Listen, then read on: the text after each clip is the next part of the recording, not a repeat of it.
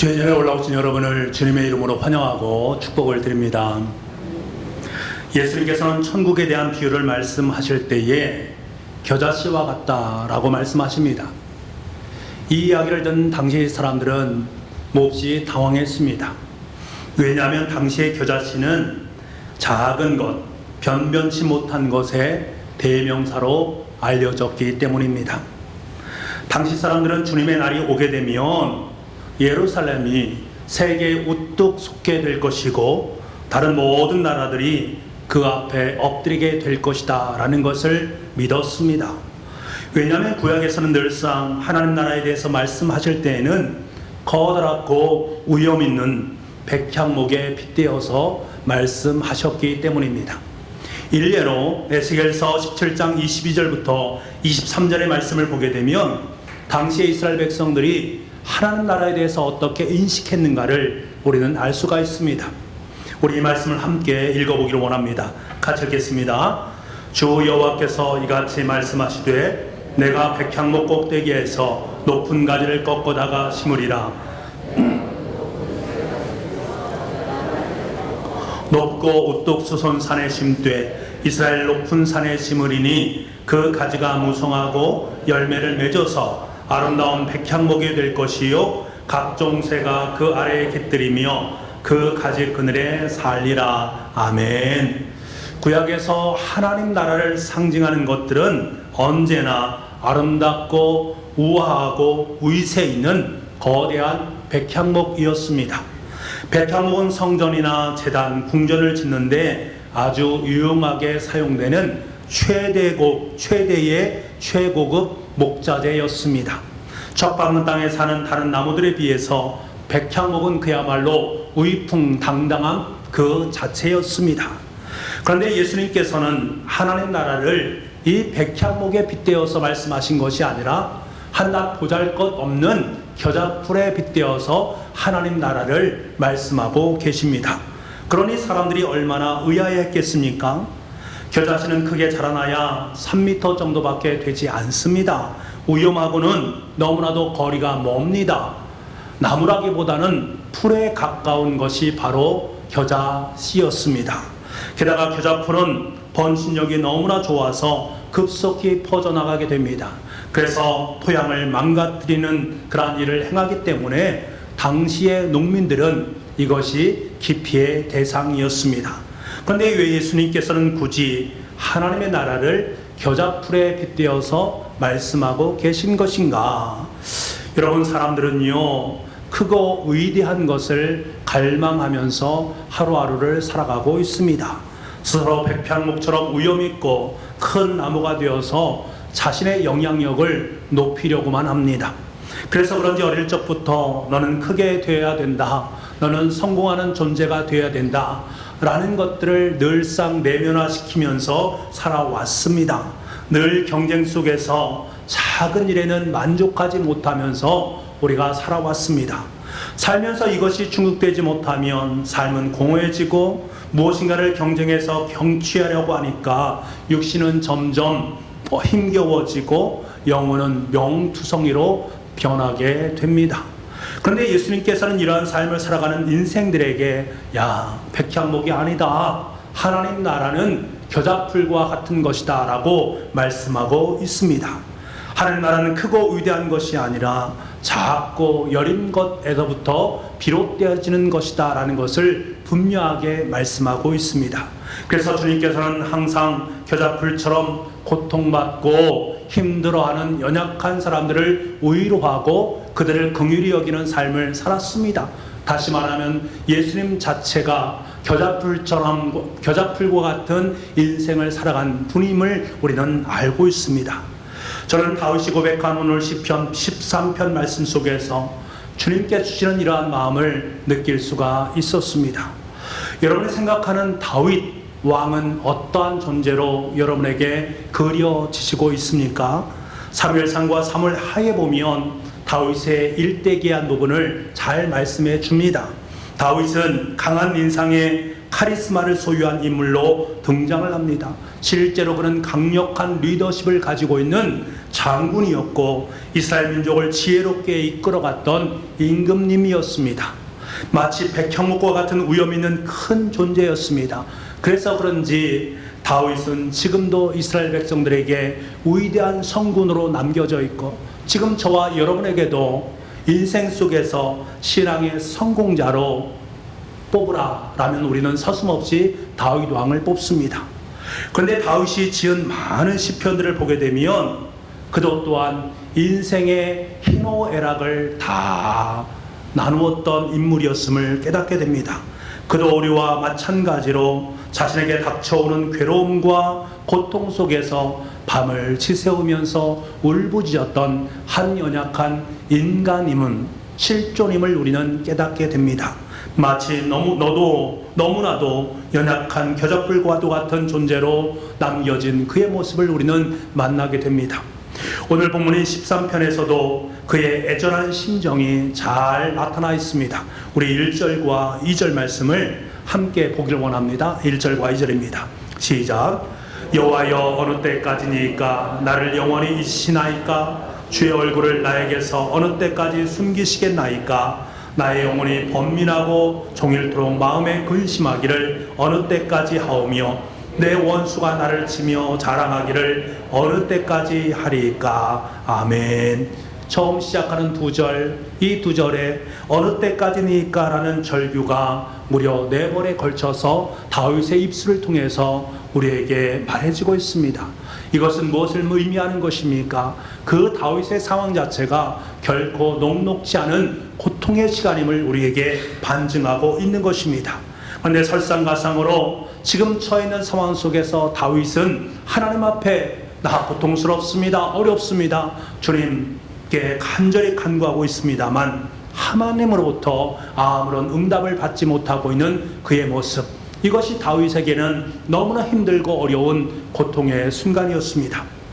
우리 그리스도인들에게 가장 어려운 시기가 언제입니까? 지금 어려운 상황입니다. 하나님께서 개입하셔야 될 시간입니다.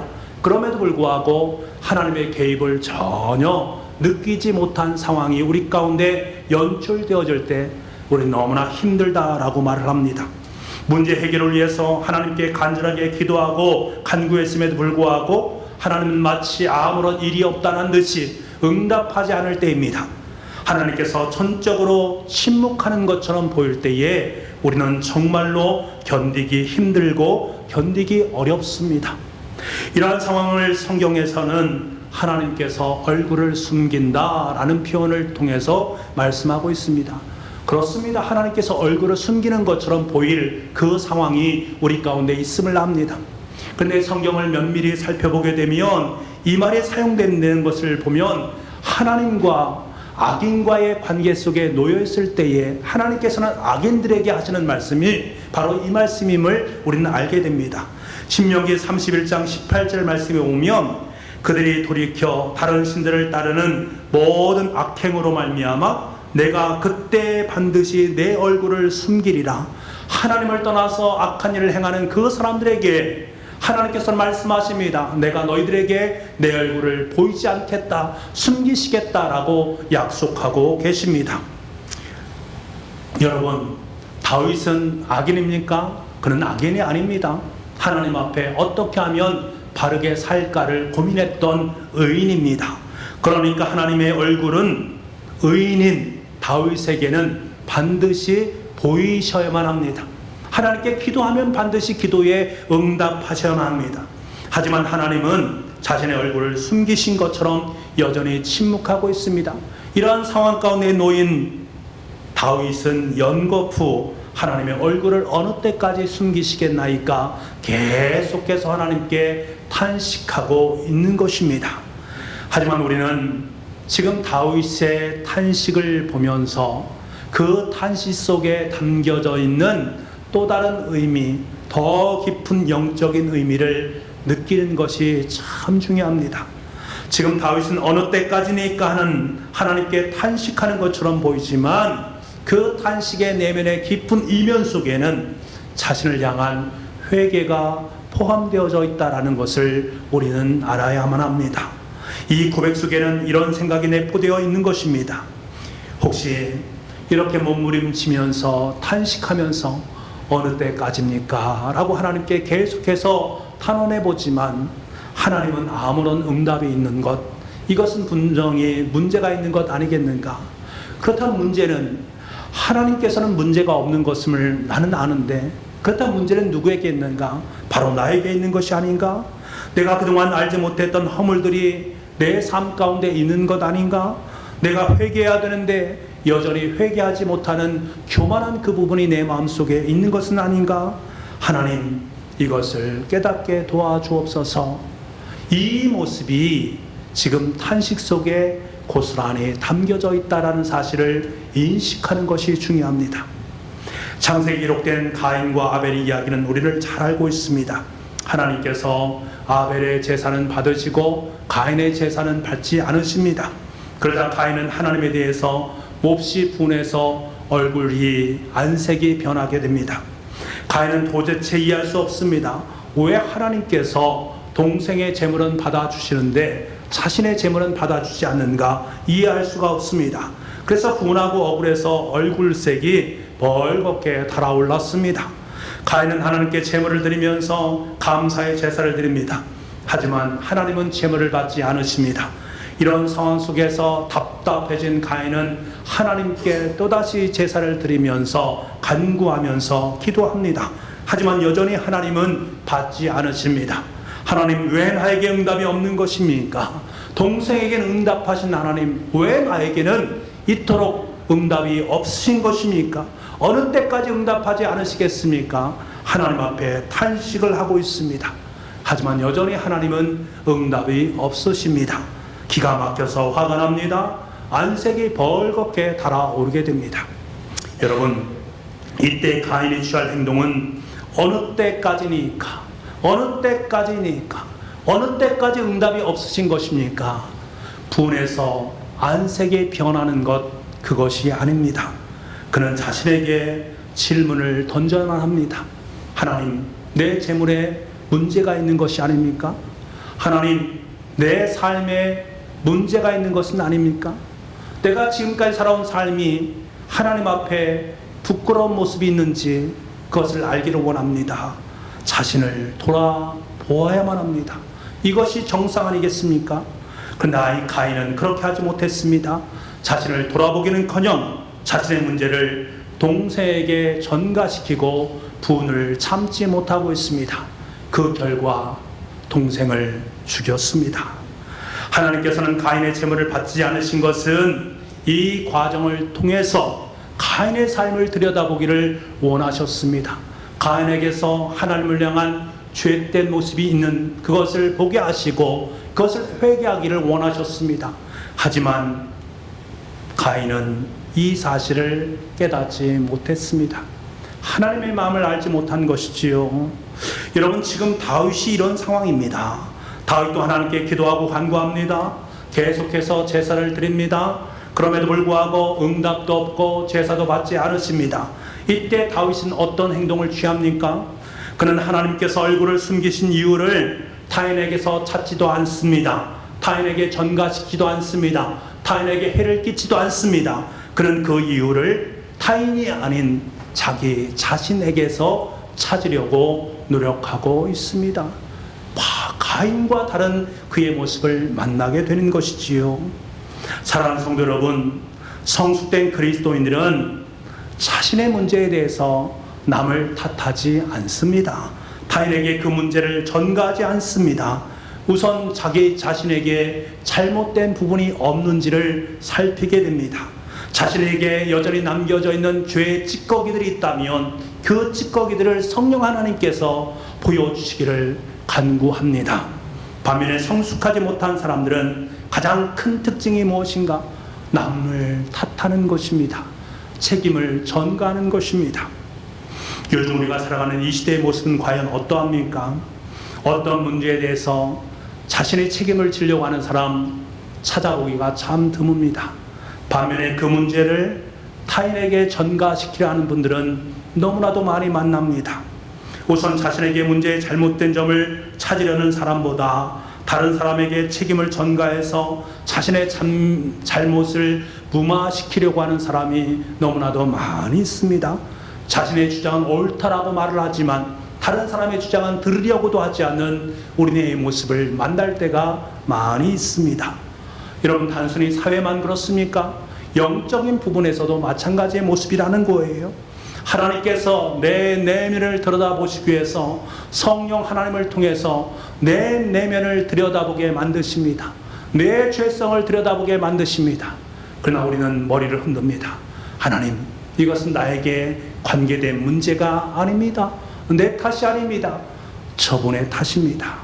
때로는 말씀을 통해서, 설교를 통해서 자신의 잘못을 깨닫게 합니다. 그럼에도 불구하고 귀를 막아버립니다. 그리고 급기야 그것은 환경의 탓으로 돌리고 남의 탓으로 돌리고 하나님께서 자신에게 얼굴을 내미지 않는다, 자신의 기도에 응답하지 않는다, 모든 책임을 하나님께 전가시키면서 하나님을 향해서 부은을 내곤 합니다. 여러분, 많은 부분에 있어서의 문제점, 그 문제의 해결점은 바로 자신으로부터 시작된다라는 이 사실을 직시해야 됩니다. 내 인생의 많은 문제점이 내 안에 또아리를 들고 있는 죄로부터 시작된다라는 그 사실을 우리는 인정할 수 있어야 됩니다. 사랑하는 성도 여러분, 우리의 인생 속에 하나님 어느 때까지입니까? 너무나 답답해서 하나님 앞에 간절히 탄원할 때가 있습니다. 하나님의 뜻대로 살고자 애쓰고 수고함에도 불구하고 고통스럽고 문제들은 여전히 해결될 비밀가 보이지 않을 때에도 하나님은 여전히 응답 없는 것처럼 보일 때가 우리의 삶 속에 얼마나 많습니까? 그때 우리는 탄식하지 않습니까? 하나님, 정말 언제까지 이렇게 하시려고 합니까? 정말 언제까지 나에게 이렇게 하시려 합니까? 제발 좀 대답 좀 해주십시오 라고 탄식할 때가 있습니다. 그럴 때마다 하나님은 나에게 말씀하시면 좋을 터인데 여전히 자신의 얼굴을 숨기시고 나타나려 하지 않는 것처럼 보입니다. 그래서 또다시 눈물을 흘리면서 탄식합니다. 하나님, 어느 때까지입니까? 어느 때까지 참아야 하는 것입니까? 어느 때까지 내가 기다리고 또 기다려야 됩니까? 하나님, 왜 그러십니까? 말씀 좀 해보십시오. 하나님 앞에 눈물로 탄원합니다. 하지만 여러분, 이때 우리에게 중요한 것은 자기 자신의 모든 것을 다 내려놓고 내 내면을 들여다보는 일입니다. 혹시 여전히 하나님과 나 사이에 문제점은 없는지, 하나님과 나를 가로막고 있는 죄된 부분은 없는지를 들여다보셔야만 합니다. 혹시 내 주변에 있는 사람들과의 관계 속에서 답답한 부분은 없는지를 살펴보아야만 합니다. 간절히 성령님께 깨닫게 해달라고 기도할 수 있어야 됩니다. 다른 사람들을 원망하는 마음을 다 내려놓고 다른 사람에게 책임을 전가하는 것을 다 내려놓고 오직 성령님께 집중해야 됩니다. 성령님, 깨닫게 도와주시옵소서. 깨닫게 도와주시옵소서. 성령님은 여러분 가운데 반드시 응답해 주십니다. 여러분, 도대체 이해할 수 없습니까? 이해할 수 없는 것은 하나님의 사랑이라고 말씀하셨습니다. 여러분, 어느 때까지니까 이해할 수 없는 이 상황이 바로 하나님의 사랑의 시발점이 되어진다라는 사실을 성령 하나님께서는 여러분의 삶 속에 분명히 깨닫게 해 주실 줄 믿습니다. 1절과 2절에서 하나님께 어느 때까지니까 애절하게 호소하고 있는 이 다윗은 다시 한번 하나님께 간구합니다. 뭐라고 간구하는가? 3절 말씀입니다. 같이 한번 읽겠습니다. 시작. 응답하시고 나의 눈을 밝히소서. 두렵건대 내가 사망의 잠을 잘까 하오며. 아멘. 다윗은 하나님께 자신을 생각해 달라라고 기도하고 있습니다. 여기서 생각한다라는 것은 바라보고 주목한다라는 말입니다. 그러니까 지금 다윗은 하나님께 뭐라고 기도하는 것입니까? 나의 하나님이여, 지금 애절하게 간구하고 있는 저를 단 한 번만이라도 저를 쳐다봐 주시기 바랍니다. 저를 단 한 번만이라도 주목해 주시길 바랍니다. 저를 좀 쳐다봐 주십시오 하나님이라고 기도하는 것입니다. 요즘 TV 프로그램에 보면 반려견에 대한 프로그램이 많이 있는 것을 봅니다. 저는 관심이 또 있어서 여러 번 그 프로그램을 보았습니다. 제가 반려견에 대한 지식은 없습니다만 제가 그 프로그램을 보면서 드는 생각이 그렇습니다. 반려견을 키우기 위해서는 개에 대해서 공부를 많이 해야 되겠구나 하는 생각입니다. 반려동물 전문가들은 개는 훌륭하다라는 말을 하지 않습니까? 그래서 프로그램 중에도 개는 훌륭하다라는 프로그램이 있습니다. 전문가들은 대부분 반려견이 말썽을 피우는 것은 반려견 그 자체에 있는 것이 아니라 주인의 잘못이 있다라는 것을 말합니다. 주인은 개를 지극정성으로 키운다고 하지만 정작 개에 대해서 아는 것이 부족하기 때문에 잘못 훈련시키게 되어지고 잘못 길들여진 습성으로 말미암아서 타인을 해치는 우를 범하기도 합니다. 제가 이런 프로그램을 보면서 깨닫는 것은 반려견들도 한결같이 주인을 바라보면서 주인님 나를 좀 봐주십시오. 나를 바라보되 좀 더 바르게 좀 바라봐 주십시오 라고 말하는 것 같은 느낌을 받게 되어집니다. 그래서 그러한 사인을 때로는 좋은 모습으로 보이기도 하고 때로는 좋지 못한 공격적인 모습으로 보이는 것으로 저의 눈에는 비춰졌습니다. 이런 하물며 반려견도 주인에게 나를 좀 봐주십시오, 나를 좀 바르게 봐주십시오 라는 사인을 보내는데 정작 우리는 어떠합니까? 우리의 인생의 주인 되시는, 우리 인생을 만드시고 창조하신 하나님 앞에서 하나님을 간절히 바라보면서 나를 좀 봐주십시오, 나를 좀 주목해 주십시오 라고 간절히 기도하면서 간구하는 것이 우리 가운데 얼마만큼 있는가. 여러분, 지금 다윗은 하나님께 말하고 있습니다. 하나님 나 좀 봐주십시오, 나를 좀 주목해 주십시오. 여러분, 다윗이 이렇게 말하는 이유는 다른 데 있는 것이 아닙니다. 지금 나의 어려운 환경을 극복하게 해주십시오, 넘겨가게 해주십시오 이렇게 말하지 않습니다. 그가 바라고 소망하는 것은 무엇입니까? 간절히 바라는 이유는 무엇입니까? 기도하는 이유는 무엇입니까? 나를 생각하사 하나님께서 나의 얼굴을 한 번만 나에게도 비춰주시고 나를 주목해 주신다면 나의 눈을 밝히소서. 내 눈이 밝게 띄어지게 될 것입니다. 자신의 눈을 밝혀달라라고 고백하고 있는 그의 모습을 우리는 만나게 됩니다. 다시 말하면 지금 다윗은 자신의 어려운 상황을 회피하려는 것이 아니라 오히려 이 상황 속에서, 이 상황에서 말씀하시고자 하는 하나님의 뜻을 제대로 직시하고 싶은 그의 마음이 이 속에 담겨 있음을 우리에게 말씀하고 있는 것입니다. 다윗은 자신의 기도에도 불구하고 계속되는 하나님의 침묵 속에서 혹여 신앙의 영적인 눈이 어두워지지 않을까 하고 두려워하는 것입니다. 눈이 어두워졌다는 것은 아무것도 볼 수 없다는 것을 의미합니다. 이런 눈을 떴다고 다 볼 수 있는 것은 아니지 않습니까? 오히려 보이는 실상이 전체인 양 착각되는 경우들이 많이 있습니다. 다윗은 이것을 무엇이라고 말합니까? 사망의 잠이다라고 말합니다. 사망의 잠이라는 것은 육신적으로 죽음을 의미하는 말이 아닙니다. 눈을 뜨고 있음에도 불구하고 본질을 제대로 파악하지 못하고 현실을 제대로 보지 못하고 본질적으로 그것을 말하지도 못하는 영적인 상태, 곧 영적인 죽음의 상태를 의미하는 말입니다. 옛말에 눈뜬 장님이 있다라는 말이 있지 않습니까? 두 눈은 시퍼렇게 뜨고 있음에도 불구하고 주어진 상황의 본질을 깨닫지 못할 때에 눈뜬 장님이란 말을 사용합니다. 왜 본질을 보지 못하는 것입니까? 죽음의 잠을 자고 있기 때문에 그렇습니다. 다윗은 지금 눈뜬 장님이 되기를 원하지 않습니다. 영적인 눈을 감는 그러한 인생이 되지 않기를 원하고 있습니다. 그래서 눈을 똑바로 떠서 현실을 직시하고 그 속에 숨겨져 있는 하나님 나라의 뜻, 하나님의 뜻을 밝히 보기를 원하고 있습니다. 그래서 하나님 제발 저를 한번 봐주십시오.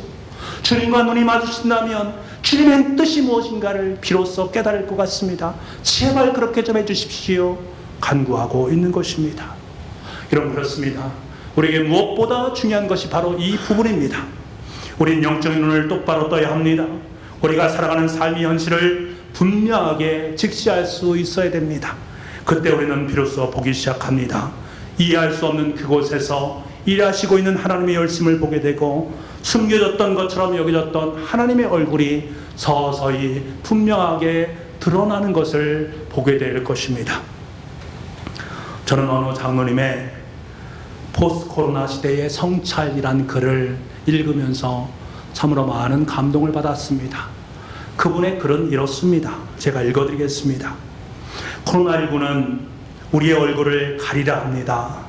온갖 부끄러움을 저지르고도 부끄러운 줄 모르는 우리에게 부끄러움을 가르칩니다. 바이러스는 우리에게 이제 그만 손을 씻으라 강권합니다. 어떤 일을 하던 사람이 손을 씻는 것은 그가 하던 나쁜 일을 그만둔다라는 뜻입니다. 코로나19에 걸리지 않으려고 비누로 손을 씻을 뿐만 아니라 그가 내 삶의 방식을 버리고 다르게 살아야 합니다. 코로나19는 우리에게 생각하라 합니다. 지나가는 길을 돌아보라 합니다. 남들의 박수와 인정을 쫓는 방식이 옳은가 의심하라 합니다. 학교와 학원, 편의점과 분식센터로 가는 아이들과 집안에 들어앉아 서로의 얼굴을 들여다보고 한 상에서 밥 먹으며 마음을 주고받으라 합니다. 각자 꼭지점을 향해 달아나는 네모난 가치관에서 벗어나 모든 것을 품는, 누구도 어디로 달아날 필요도 없는 둥근 가치관을 나누라 합니다. 코로나19로 늘 마스크를 착용한 채 사람들과의 거리를 두고 생활하게 하는 요즘, 우리에게 필요한 자세는 어떤 것일까? 어쩌면 요즘 같은 시기를 통해서 우리에게 인간다운 삶을 회복해낼 수 있는 기회가 될지도 모릅니다. 영적 눈으로 코로나19 상황을 바라보는 장로님의 그 눈이 정말 부럽습니다. 그리고 그 눈이 너무나도 귀하게 여겨집니다. 코로나 상황 속에서 사람들은 언제까지입니까? 어느 때까지입니까? 언제 이 상황이 끝나는 것입니까? 너무나 힘들고 너무나 두렵습니다. 모두가 다 웃음을 칩니다. 하지만 장로님과 같은 영적인 눈을 뜨게 되면 코로나19를 통해서 들려지는 주님의 음성을 들을 수 있습니다. 그 속에 담겨져 있는 하나님의 사랑의 마음을 깨닫게 되어집니다. 그때에서 비로소 우리는 탄식이 변해서 기쁨으로 나아가게 됩니다. 우리의 입술은 하나님을 향한 찬양으로 가득 채워지게 됩니다. 다윗은 지금 영적인 눈을 떴습니다. 하나님을 바라보았습니다. 하나님께서 말씀하신 그 은혜를 깨달았습니다. 그 상황 속에 담겨져 있는 하늘 뜻을 깨달았습니다. 그러자 그의 기도는 반전이 이루어집니다. 5절과 6절 말씀입니다. 우리 함께 5절과 6절의 말씀을 읽겠습니다. 시작. 나는 오직 주의 사랑을 의지하여 싸우니 나의 마음은 주의 구원을 기뻐하리이다. 내가 여호와를 찬송하리니 이는 주께서 내게 은덕을 베푸심이로다. 아멘. 여러분, 다윗은 이해할 수 없는 상황 속에 놓여 있습니다. 어느 때까지니까 계속해서 부르짖는 상황 속에 있었습니다. 이해할 수 없는 것은 하나님의 사랑이라고 했습니다. 성령 하나님께서는 그의 삶 속에 이해할 수 없는 상황 속에 성령님께서 말씀해 주십니다. 그때 그는 깨닫게 되고 하나님께 기도하게 됩니다. 나는 오직 주의 사랑을 의지하였사오니. 이 상황은 도대체 이해할 수 없지만 이 상황은 하나님의 사랑에 포함되어져 있다라는 사실을 직시하게 된 것입니다. 이제부터 나는 상황을 바라보는 것이 아니라 하나님의 사랑을 의지하는 삶을 살겠습니다. 결단하게 됩니다. 그러자 방금 전까지 그의 마음속에 두려움과 번민이 사라지게 되어지고 구원에 대한 감격이 흘러넘치게 되어집니다. 그의 입술은 하나님을 향한 찬양으로 가득 채워지게 됩니다. 사랑하는 국부가족 여러분, 하나님께 간절히 기도했는지 여전히 응답받지 못한 삶을 살고 계십니까? 하나님 어느 때까지입니까? 부르짖었는데 여전히 하나님은 외면하는 것처럼 자신의 얼굴을 보여주지 않는 것처럼 보이십니까? 하나님이 왜 나를 힘든 상황 속에 놓아두시는지 도대체 알 수가 없습니까? 하나님께서 전능하신 분이시라는데 여전히 코로나19는 기승을 부리고 있는 것 도대체 이해할 수 없습니다. 하나님은 사랑이라는데 도대체 왜 코로나19를 물러가지 않게 만드신 것입니까? 여러분의 마음속에 이러한 감정이 드십니까? 여러분, 나를 먼저 살펴보시기 바랍니다. 과연 내 안에 무엇으로 가득 채워져 있는지 살펴보시기 바랍니다. 그리고 하나님께 그 상황 너머에서 나를 위해 역사하시고 계시는 성령 하나님을 볼 수 있도록, 그 상황 속에서 말씀하시는 하나님의 진짜의 의미를 깨달을 수 있도록 간구하시기 바랍니다. 이해할 수 없는 그 상황이 바로 하나님의 사랑이었음을 우리에게 깨닫게 해 주실 줄 믿습니다. 어느 때까지인가 탄식하는 그 자리가 바로 사랑의 자리였음을, 그래서 나도 다윗과처럼 하나님의 사랑을 의지하며 살겠습니다, 귀한 고백을 드리게 될 줄 믿습니다. 이때 우리는 불안에서 자유함을 누릴 수 있고, 탄식이 변해서 주님을 찬양하는 놀라운 상황의 역전의 대역전극을 우리는 맛보는 은혜가 우리의 인생 속에 함께할 줄 믿습니다. 기도하겠습니다. 하나님 아버지, 때로 너무 지쳐서 하나님을 부를 힘조차 없지만 그때마다 나의 모든 것을 알고 계시는 주님께 의지할 수 있는 은혜를 베풀어 주니 감사합니다.